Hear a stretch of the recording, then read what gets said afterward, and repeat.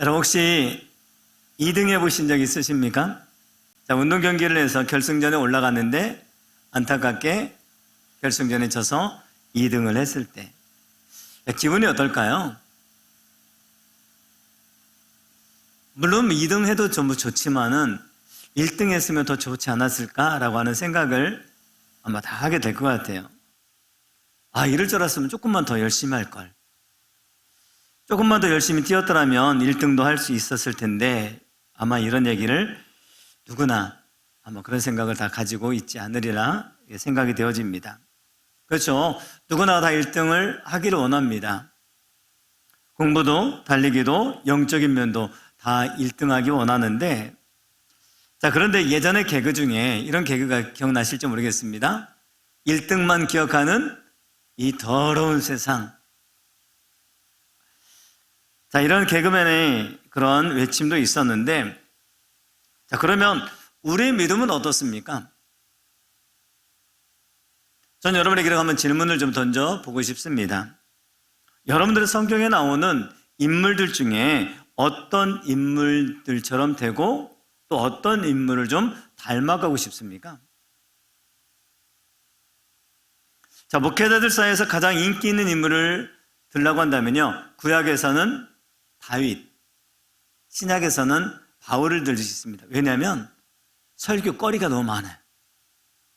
정말 그래서 이 다윗이 성경에 기록되어 있는 것이 너무 감사하고, 또한 바울이 정말로 생존해서 이 성경을 많이 기록해 준 것에 대해서 너무 감사한 거예요. 그래서 만약에 다윗과 바울이 빠졌다고 한다면 아마 목회자들은 설교에 허덕이지 않았을까라는 생각도 해보게 되어집니다.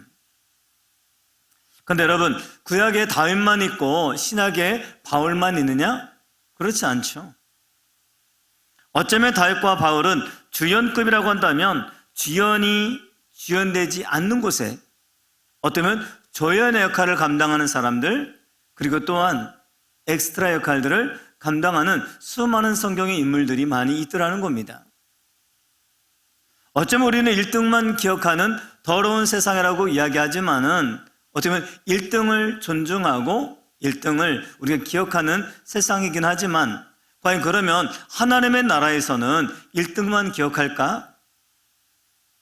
저는 그렇다고 생각이 들지 않습니다. 성경에 나오는 한 분 한 분을 다 하나님 앞에서 그분들이 다 귀한 분들이라고 이야기하고 있는 거죠. 아까 제가 표현했던 것처럼 귀여운 분들이에요. 귀여운 분들. 자, 오늘 본문에 나오는 기드온. 우리 기드온은 우리가 너무너무 잘 알죠. 기드온과 300명의 용사들. 나라의 크나큰 위기가 찾아왔을 때 나라를 구한 지도자 300명의 용사를 데리고 미디안 군대를 싸워서 이겼던 용맹스러운 우리 사사인 우리 기드온은 다 기억을 합니다. 자, 그런데 기드온의 이야기를 거듭 묵상하면서 머릿속에 계속 맴도는 생각 하나가 있다면 그것은 바로 전쟁을 승리로 이끌었던 이 주역이었던 기드온 혼자만이 전쟁을 승리할 수 있었던 것은 아니라는 겁니다.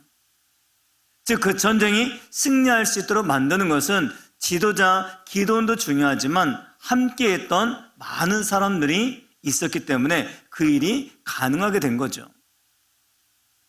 자, 그런 맥락에서 하나님의 교회가 교회되기 위해서는 담임 목사도 또 장로도 정말 다 귀하지만은 또 그런 역할들을 감당하는 분들이 함께 있기 때문에 그 교회가 존재하고 또 그 교회가 아름답게 날마다 지어져 갈 수 있으리라고 생각이 되어집니다. 물론 지도자 기드온의 역할이 컸던 것은 사실이지만 그가 이처럼 뛰어난 지도자로서의 역할을 감당할 수 있었던 것은 바로 그 뒤에서 헌신한 수많은 사람들이 그 안에 그 뒤에 있었기 때문이라는 겁니다. 조연들의 헌신이 분명히 있었기 때문이죠. 그렇습니다.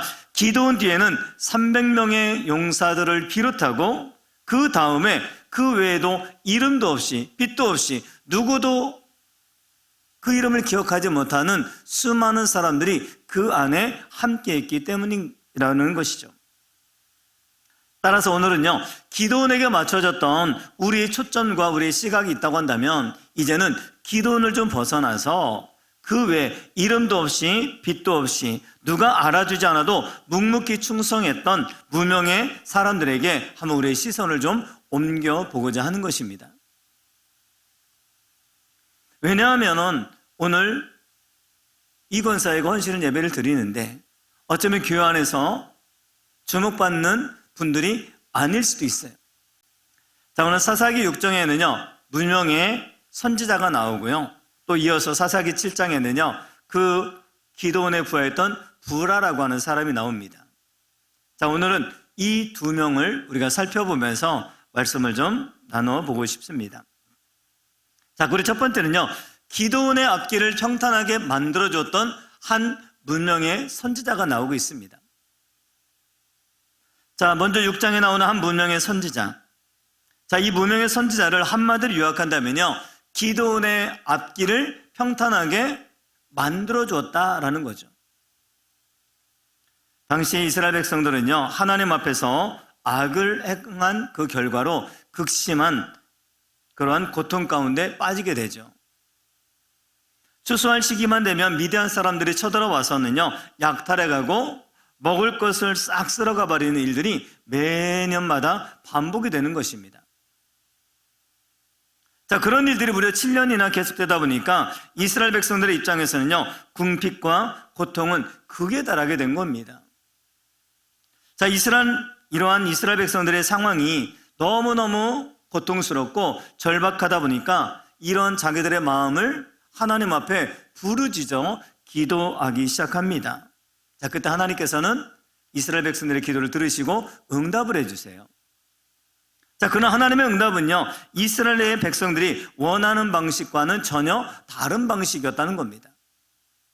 이스라엘 백성들 입장에서는요, 큰 군대, 강한 지도자, 그러니까 자기들의 먹을 것을 빼앗아가는 저 미디안 군대를 한 번에 싸워서 이길 만한 강력한 그러한 군대나 지도자를 보내주기를 원했는데 하나님은 그와는 전혀 반대로 한 무명의 선지자를 보내주고 있다는 것이에요. 이스라엘이 미디안으로 말미암아 궁핍함이 심한지라 이에 이스라엘 자손이 여호와께 부르짖게 되는 거죠. 자, 그랬더니 그 결과가 바로 8절입니다. 우리 같이 한번 8절 읽어볼까요? 시작.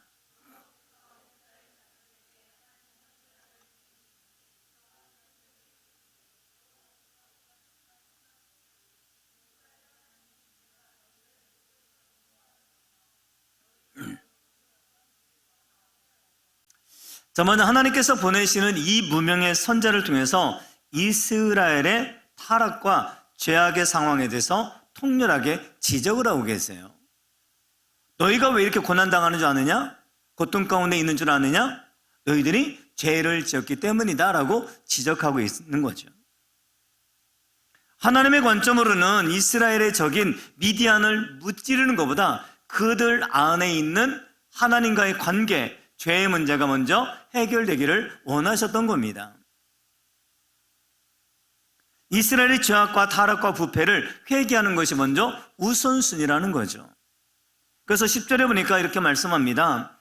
내가 또 너희에게 이르기를 나는 너희의 하나님 여호와이니 너희가 거주하는 아무리 사람의 땅의 신들을 두려워하지 말라 하였으나 너희가 내 목소리를 듣지 아니하였느니라 하셨다 하니라. 자, 여기서 부름받은 한 무명의 선지자는 하나님께서 부르셔서 그 일을 감당한 것뿐이에요. 자, 그런데 이스라엘 백성들 입장에서는 이 무명의 선지자를 바라보는 시선이 그리 곱지만은 않은 겁니다. 아니, 지금 자신들에게 당장 필요한 것은 미디안 군대를 몰아낼 강력한 장수인데, 강력한 군대인데 어디서 듣도 보도 못한 선지자가 등장해서는요, 회개하라고 선포하니까 얼마나 못마땅하겠습니까? 그런데 여러분, 우리가 기억할 것은요, 내가 기대하고 내가 원하는 기도의 방식이 있는데 하나님의 응답은 전혀 다를 수도 있다는 사실입니다.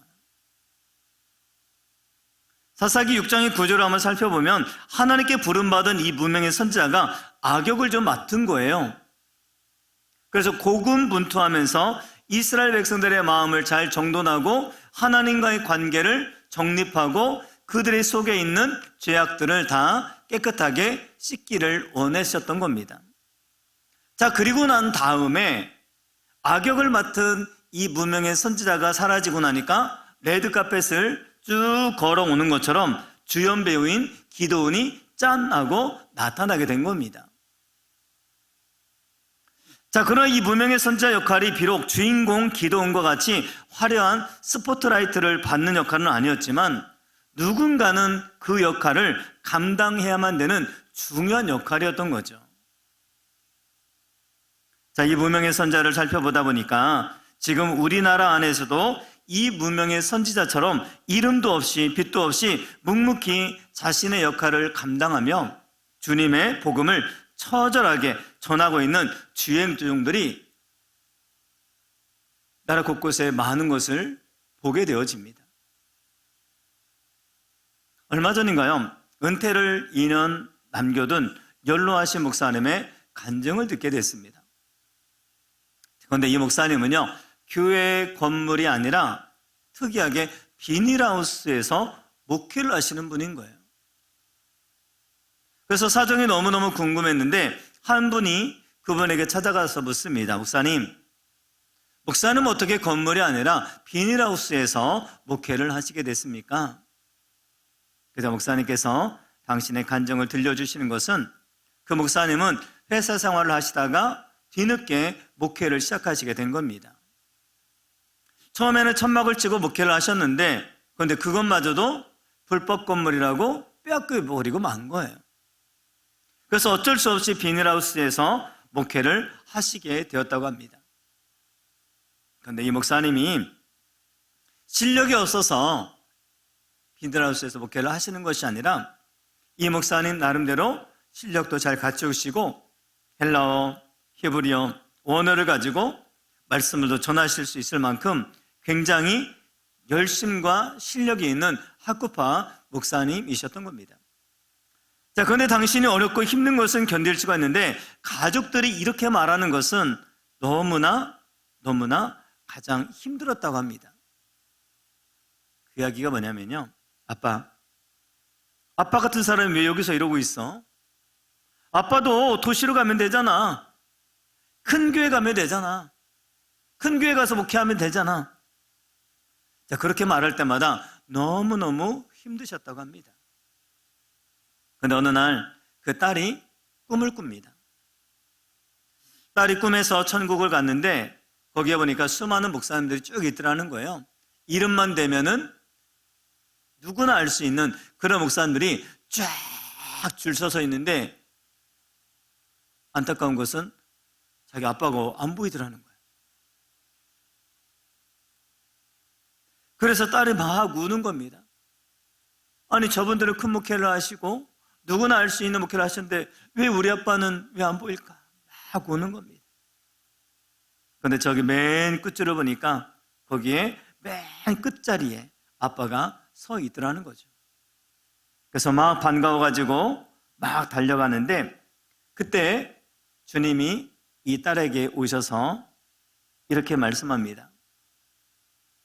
딸아, 너는 왜 내가 앞에만 있다고 생각하느냐? 그리고 나서 모든 목사님들 향해서 이렇게 말합니다. 다 뒤로 돌아! 그러자 그 딸의 아빠 목사님이 맨 앞줄에 서게 되셨다고 그래요. 그래서 그 꿈을 꾼 후로는 가족들이 목사님께 도시로 큰 교회로 가자는 말을 안 하시더라는 겁니다. 제가 이 간증을 듣는데 얼마나 가슴이 뭉클했는지 모릅니다. 아, 그렇구나. 하나님의 나라를 위해서 이름도 없이 빛도 없이 헌신하고 수고한 수많은 무명의 선지자들과 같이 오늘 또 이름도 없이 빛도 없이 수고하는 그런 목사님들이 너무 많구나. 자, 그런 분들은 하나님의 나라에 가서 분명히 주님의 칭찬과 상을 받을 수 있겠구나. 그런 생각을 하게 된 겁니다. 어쩌면 이것이 저를 비롯 우리 직분자들, 특별히 제2 권사회 회원들, 아마 우리 권사님들이 처음 임직을 받았을 때 가지셨던 초심이 아닌가 생각을 해보게 됩니다. 마찬가지 이것이 저의 처음 마음이기도 합니다. 자, 이러한 초심이 변질되지 않도록 서로가 서로를 위해서 많이 기도해 주시고, 또 그 초심이 변질되지 않도록 서로를 위해서 기도해 주시기를 부탁을 드립니다. 자, 그런 맥락에서 스스로에게 두 가지 질문을 한번 던져보게 됩니다.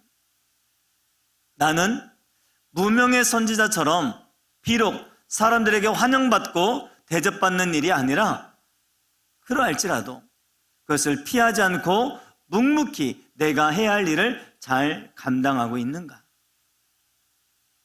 주목받고 스포트라이트 받는 자리가 아니라고 해서 혹시나 나는 포기하고 있는 것은 아닌가? 두 번째 질문입니다. 과연 내 주위에는 이런 무명의 선지자가 있는가? 이처럼 가감없이 하나님의 말씀으로 내 약점을 지적해주는 사람들이 있는가? 혹시 나는 나에게 듣기 좋아하는 말만 해주는 사람들과만 가까이 지내고 있는 것은 아닐까? 오래도록 생각해보지만 자신 있게 대답을 할 수가 없습니다. 아마도 이 질문은 우리 평생에 가져가야 할 질문인 것 같습니다. 우리 모두 이 두 가지 질문을 스스로에게 한번 던져보셨으면 좋겠습니다. 나는 과연 남들이 알아주지 않는 그런 삶의 자리에서 충성과 헌신하고 있는가? 그리고 내게 정말 약점을 지적해주는 그 사람과 함께하는 그런 삶을 살아가고 있는가라는 거죠. 예전 그 지하철 벽면 같은 데 보면요, 사랑의 편지가 있었습니다. 요즘은 그런 것들이 없더라고요. 그래서 제가 너무너무 좋아하는 그러한 사랑의 편지 내용이 하나가 뭐냐면 못생긴 나무가 산을 지킨다 라는 편지였죠. 제가 한번 읽어드릴까요? 산에 가보면 아름드리 나무가 많습니다. 보기에도 울창하고 멋있어 보이는 나무들도 실은 별 볼 일 없고 초라한 나무에 불과했습니다. 잘생기고 눈에 띄는 나무는 산에서 제대로 자라보지 못합니다. 사람들이 다른 곳으로 옮겨 심든지 아니면 다 뽑아가기 때문이죠. 우리에게도 혹 못생긴 나무처럼 잘생기지 못해서 쓰임받지 못하고 있다는 열등의식은 없는가요? 하지만 기억하십시오. 보잘것없는 나무가 산을 지키듯 못생긴 나무는 제자리를 지키면서 서서히 자라나 나중에는 대들보나 기둥 같은 역할을 해내게 된다는 사실을 말합니다. 오늘 당장 좋은 곳에서 쓰임받지 못한다고 해서 낙심할 필요는 없습니다. 말없이 실력을 키우고 준비하십시오. 적당한 시기가 되면 가장 멋진 모습으로 능력을 발휘하게 될 테니까요. 오늘 쓰임받지 못하고 있다는 것은 곧 준비하라는 신호입니다. 똑같은 맥락에서 못생긴 나무가 산을 지킨다라는 글도 있는데, 산중에 있는 나무들 가운데 가장 곧고 잘생긴 나무는 가장 먼저 잘려서 석가래감으로 쓰인다고 합니다. 그 다음 못생긴 나무가 큰 나무로 자라서 큰 기둥이 되고, 가장 못생긴 나무는 끝까지 남아서 산을 지키는 고목나무가 된다고 합니다. 제가 여러분들이 못생긴 나무라고 여기는 것은 아닙니다. 그런데 하나님께서는 그 못생긴 나무를 통해서도 놀라운 일들을 행하실 수 있다는 거예요. 우리에게 왜 약점이 없겠습니까? 우리에게 왜 고민이 없겠습니까? 하지만 내가 있는 곳에서 묵묵히 최선을 다할 때 못생긴 나무가 산을 지키듯이 여러 가지 어려움도 있고 상처도 있고 정말 힘든 그러한 곳이지만 우리가 이곳을 지켜낼 때 이 산은 울창한 나무로 가득 채워지는 은혜가 있을 줄 믿습니다. 그리고 실제적으로 어느 공동체든지 간에 그 공동체를 유지하고 지켜나가는 원동력들은요, 꽃 피우는 나무들보다는 그런 못생긴 나무로 비유되는 그저 우직하게 자기 자리를 지키는 그런 무명의 사람들로 인해서 지켜지고 있다는 사실이에요. 저는 그런 맥락에서 우리 이권사회 회원님들이 이 무명의 사람들처럼 한마음교회를 우직하게 자기 자리를 지켜내는 분들이 되기를 주님의 이름으로 부탁을 드리고 또한 주님의 이름으로 축원을 드립니다. 자, 이제 우리가 살펴볼 두 번째 인물은 사사기에 나오는 바로 기드온의 부하이자 동역자인 부라라고 하는 사람입니다. 자, 오늘 7절, 9절, 10절을 보니까 이렇게 말씀합니다. 그날 밤에 여호와께서 기드온에게 이르시되 일어나 진영으로 내려가라. 내가 그것을 내 손에 넘겨 주었느니라. 만일 네가 내려가기를 두려워하거든 네 부하 부라와 함께 그 진영으로 내려가서. 아마 기드온은요, 미디안 군대와 전쟁을 앞두고 있다 보니까 많이 두려웠던 거예요. 자, 그러자 하나님께서는 이 기드온에게, 자, 그럼 두렵다고 한다면 너는 부라라고 하는 사람과 함께 내려가라 라고 이야기하는 거죠. 그 다음 구절을 보면 기드온이 부라와 함께 가는 것을 볼 수가 있습니다. 우리 한번 11절 읽어볼까요? 시작. 그들이 하는 말을 들으라. 그 후에 내 손이 강하여져서 그 진영으로 내려가라 하시니 기드온이 이에 그의 부하 부라와 함께 군대가 있는 진영 근처로 내려간즉. 그런 여기서 기드온과 함께 내려갔던 부라가 맡은 역할이 무엇이었습니까? 지도자 기드온이 두려워 떨고 있을 때 다른 일을 하는 것이 아니라 잠잠히 그와 동행해 주었던 거예요. 저는 이 장면을 딱 들으면서 제 가슴에 너무 뭉클한 거예요. 왜냐하면요, 7장에 이 부라라고 하는 사람이 딱 한 번 나오고 그 다음에는요, 부라라고 하는 이름이 전혀 거론되고 있지 않다는 겁니다. 그도 앞에 나오는 한 무명의 선자처럼 조용히 쓰임받다가 아마 자신의 역할을 다한 후에 소리 없이 사라졌던 인물이기 때문입니다. 하나님께서는 하나님의 자녀인 우리가 이 땅을 살다가 낙심에 빠지고 두려움에 사로잡히고 힘들고 어려운 시간들을 보낼 때 하나님께서는 여김없이 귀한 동역자를 붙여주시고 위로자를 붙여주신다는 사실입니다. 우리가 너무너무 훌륭하다고 생각하는 이 기드온에게도 두려움이 오니까 부라라고 하는 선지자를, 부라라고 하는 사람을 같이 붙여주셨던 거예요.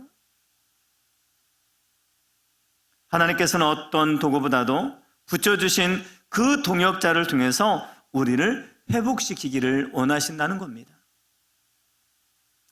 마찬가지로 저의 목회 사역을 되돌아봐도 기드온처럼 두렵고 떨릴 때가 많아요. 너무너무 낙심되어지고 절망스러울 때도 있었습니다. 자, 그런데 되돌아보면 그럴 때마다 하나님께서는 어김없이 내 안에 있는 두려움을 몰아낼 수 있도록, 절망을 이겨낼 수 있도록, 용기를 잃어버린 에게 용기를 부어줄 수 있도록 하는 부라와 같은 귀한 동역자를 붙여주셨다는 사실입니다. 저는 지금 저와 함께하는 모든 동역자들이 참 고맙습니다. 함께 동역해왔던 수많은 분들에게도 다 감사하고 고마운 마음입니다. 특별히 또 한마음께 와서 또 함께 동역해주고 함께 또 신앙생활 해주는 우리 귀한 분들이 너무너무 감사합니다. 수많은 교회 중에 한마음교회를 선택해서 이렇게 함께 신앙생활하며 동역하는 것이 저에게는 얼마나 감사한 일인지 몰라요. 부라가 무슨 큰일 난 게 아닙니다. 두려워 떨고 있는 기드온과 함께 해주는 것, 그것 자체가 그에게는 큰 위로였고 그것이 두려움을 몰아내는 중요한 재료가 됐다는 사실이죠. 우리는 동역자 부라를 붙여달라고 구하는 것도 중요하지만 내가 다른 사람에게 있어서 부라가 되어주는 것은 더더욱 중요하다는 사실입니다. 여러분, 우리 성도님들은 다 하나님 저에게 부라를 붙여주세요, 이 기도도 중요하지만 내가 두려워하고 염려하고 걱정하는 사람들에게 부라가 되어주는 은혜가 있게 되기를 바랍니다.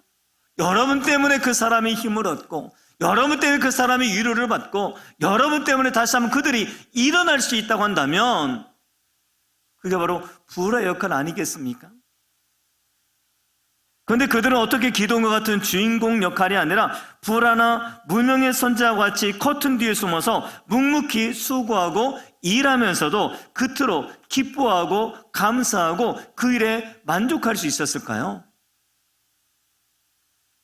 누구나 주목받기 원하잖아요. 누구나 인정받기 원하잖아요. 그 원동력이 어디에 있었을까 할 때 그 대답은 간단합니다. 그들에게 믿음이 있었기 때문입니다. 그럼 어떤 믿음일까요? 세상은 무명의 선지자나 부라 같은 엑스트라에 주목하지 않고 온통 주인공에만 관심을 기울이는 것이 사실이지만 하나님께서는 무명의 선지자나 부라 같은 사람의 수고도 주인공 기도원의 수고와 똑같은 무게로 인정해 주고 있다고 하는 믿음이 그들에게 있었던 거죠. 1등만 기억하는 더러운 세상이 아니라 1등이 아니더라도 그 밑에서 묵묵히 함께해주고 묵묵히 주의 일을 감당해주는 수많은 사람들은 하나님의 나라에서는 인정해주고 다 카운트해줄 것이라고 하는 믿음을 그들이 가지고 있었다는 사실이죠. 믿음장이라고 불리는 히브리서 11장에는 우리가 잘 알고 있는 믿음의 거장들이 쭉 나열되어 있습니다. 아벨, 에녹, 아브라함, 이삭, 야곱, 모세, 여호수아, 기드온, 삼손, 바락, 구약을 대표하는 믿음의 영웅들이 쭉 등장합니다. 그런데 히브리서 기자는 그 나열에 여기서 멈추지 않고요, 믿음의 영웅들을 열거한 다음에 이름 없는 무명의 선지자들도 무명의 사람들도 그대로 그 이후에 언급하고 있다는 사실입니다. 자, 여자들은 자기의 죽은 자들을 부활로 받아들이기도 하며 또 어떤 이들은 더 좋은 부활을 얻고자 하여 심한 고문을 받되 구차히 풀려나기를 원하지 아니하였으며 또 어떤 이들은 조롱과 채찍질뿐만 아니라 결박과 옥에 갇히는 시련도 받았으며 돌로 치는 것과 톱으로 켜는 것과 시험과 칼과 죽임을 당한 양과 염소의 가죽을 입고 유리하여 궁핍과 환난과 학대를 받았으니 이런 사람은 세상이 감당하지 못하느니라. 그들이 광야와 산과 동굴과 토굴에서 유리하였느니라. 이름 없이 빛도 없이 주님을 사랑하는 마음 하나로 고통 가운데서 믿음을 잃지 않았던 수많은 믿음의 사람들을 주님은 외면하지 않으시고 기록해주고 있다는 사실입니다. 그 주님이 바로 우리가 믿는 하나님인 거예요. 때로는 하나님과 교회와 가정을 위한 내 수고와 헌신을 아무도 알아주지 않는 것처럼 느껴질 때가 있습니다. 그것 때문에 힘들기도 하고, 그것 때문에 그만둘까? 여기서 놓아버릴까? 하지만 우리 주님은 그 모든 것들을 다 알고 계시다는 겁니다. 눈에 띄는 사람은 그냥 보여지는 것뿐이지만 눈에 보이지 않는다고 주님은 그것을 다 외면하지 않으신다는 거죠. 하나님께서는 히브리서 11장 38절 뒤에 이어가지고 우리의 수고와 헌신을 다 기록하고 계신다고 생각해 보시기 바랍니다. 그리고 여러분의 이름이 믿음의 선진들, 그 다음에 누구도 알아주지 못하는 빛도 이름도 없이 삶을 살아왔던 이러한 사람들 그 뒤에 여러분의 이름이 기록되고 있다고 한다면, 그리고 그 이름들에 대해서 주님이 기억하시고 있다고 한다면 우리의 마음에 얼마나 감격이 있겠습니까? 설교를 준비하면서 이 찬양이 떠오릅니다. 당신의 그 섬김이 전국에서 해같이 빛나리 당신의 그 겸손이 어디에서요? 전국에서 해같이 빛나리. 그런데 여기서요, 마지막 저는 찬양의 가사 가운데 와닿던 구절이 바로 이겁니다. 주님이 기억하시면 족하리. 예수님 사랑으로 가득한 모습, 사람이 기억하지 않는다 할지라도 주님이 기억하시면 족하다.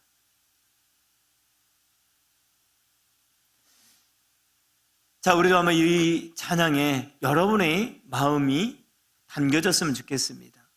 주님이 기억하시면 족하리. 우리는 세례 요한의 삶을 통해서도 이러한 믿음의 본을 발견할 수가 있습니다.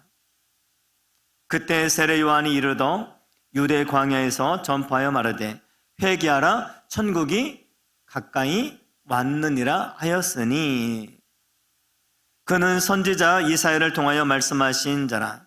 일러스되 광야에 외치는 자의 소리가 있어 이르되 너희는 주의 길을 준비하라 그가 오실 길을 곧게 하라 하였느니라.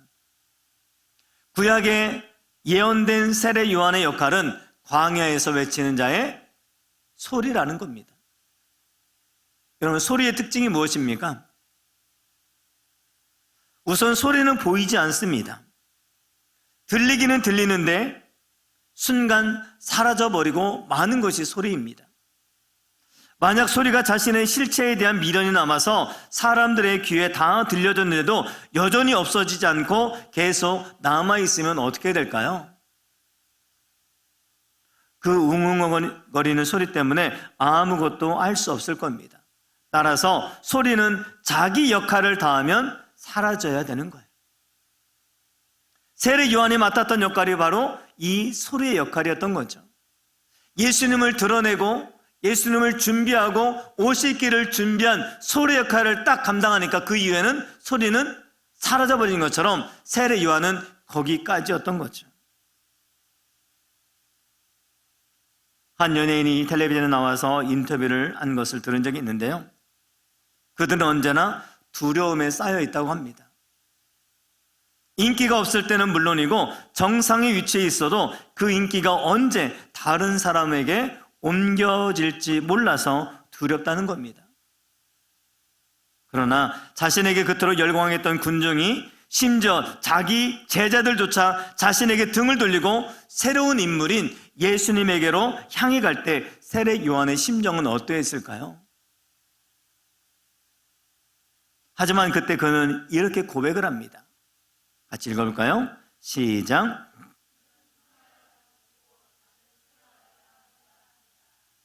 세례 요한은 자신의 말처럼 자기가 맡은 역할을 다한 후에 참수형을 당해 역사의 현장에서 사라지게 됩니다.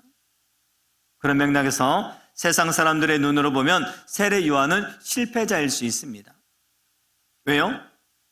예수님의 등장과 함께 세상이라는 무대에서 사라져버렸기 때문에 그렇죠.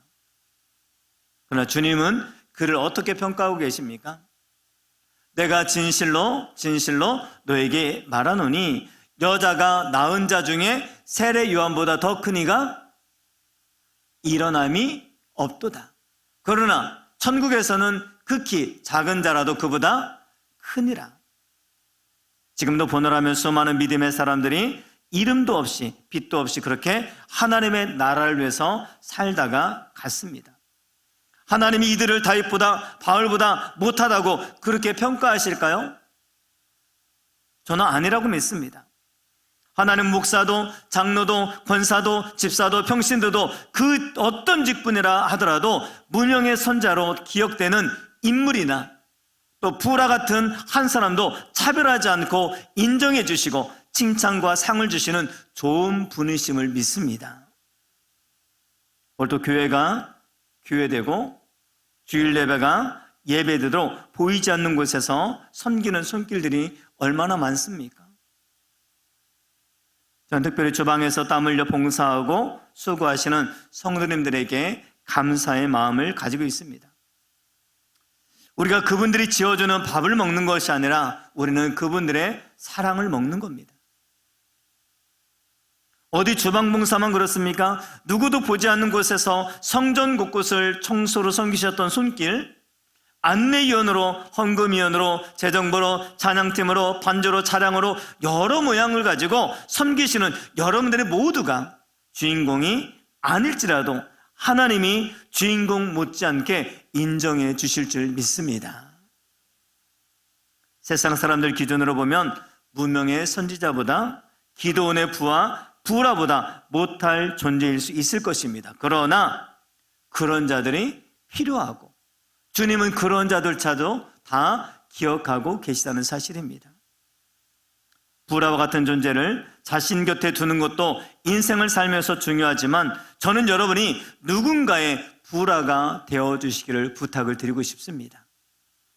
누군가의 부라가 되어 빛나는 주인공도 아니고 스포트라이트도 없지만 기드온과 같은 하나님의 사람을 길러내고 그 길을 평탄케 하고 하나님의 충성스러운 숨은 용사들이 다 되시기를 진심으로 바랍니다.